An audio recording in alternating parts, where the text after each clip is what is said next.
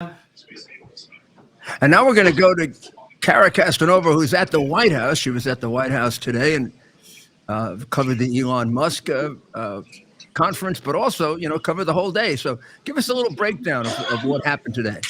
Well, it was an exciting day. This is new to me too, so being here has been exciting, and I got to witness a really awesome thing today. The King of Jordan came in, and he, came in a motorcade down the driveway and met President Trump right at the door. And the military was there from all four branches. Each one was holding a flag of each of the 50 states. So to see that for the first time was pretty special. And then to see President Trump greet him at the door, the press was there, obviously taking photos and throwing out questions.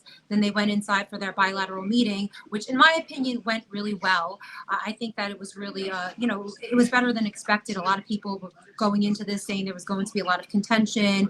It was going to be awkward and uncomfortable. But in my opinion, I think that it went really well.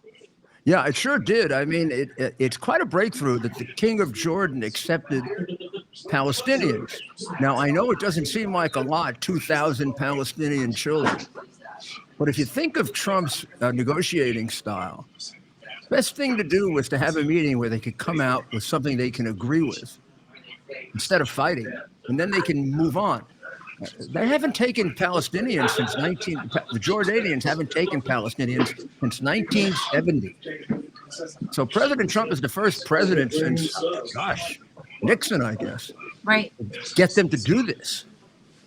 Right, and like President Trump said during that meeting, why wasn't the Biden administration doing this the whole time? The King of Jordan agreed to take 2,000 very sick Palestinian children. Why wasn't Joe Biden making these type of deals?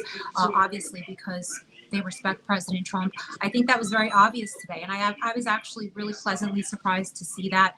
I feel like the king showed him a lot of respect and really wanted to make a deal. He said he would get a lot of the Arab leaders together and try to come up with something that everybody could agree to for the fate of the Palestinian people, which I think is important to a lot of people. So I think it went well, and I'm interested in seeing what happens. I mean, 3-4 decades, the big problem has been, although it's always been put on Israel, Jordan, Egypt will take no Palestinians. A Palestinian killed that king's grandfather in 1950. His father was at war for a year with Arafat, in which a lot of people got killed. So from then on, no more Palestinians in Jordan. In Egypt, the Palestinians want to overthrow Sisi. They're part of the Muslim Brotherhood. They don't want Palestinians. No one's been able to crack through that until today. So this is a much bigger day than people realize. I think so too, and I think President Trump showed a lot of concern for the fate of the Palestinians, saying that a lot of them are being killed. They're suffering. There's no suffering anywhere in the world like there is in Palestine. So, he said all of these things, and he said he really wants to be able to find a place where they could go, where they could be safe, where they're going to be out of harm's way. And, if there's a leader in the world that has a better idea what to do with this, something that's been going on, obviously, for a very long time now, then to come forward. But it doesn't seem like anyone has a better solution. So I think this is really opening doors, I think, to many more conversations, and hopefully everybody could come together and finally come up with a solution. Yeah. We're watching somebody who wants to solve problems. Right.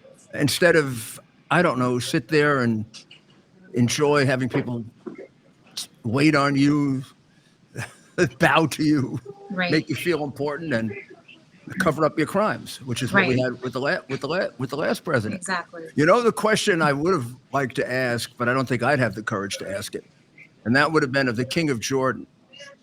He has never let any Palestinians in until now. Do you know his wife, the King of Jordan's wife, is half Palestinian? I didn't know that. What do they do on holidays? Your family can't come to Jordan. Right. Yeah. Well, maybe this will break that down, and maybe he'll be able to work something out with Sisi, and then you'd see the wisdom of why he did what he did. Right.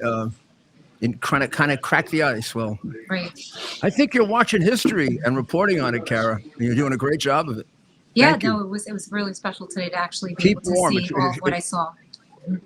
Keep warm. It's snowing there, right? It's a blizzard. And I know this is rare in DC. They say that it doesn't really snow here much. The whole city must be in a panic. I remember. Yeah. Just a little bit of snow in that city. Yeah. They don't know how to handle snow like they do. Yeah.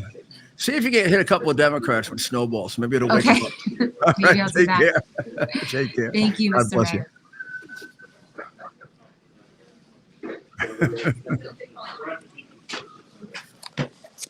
Mayor. Terrific.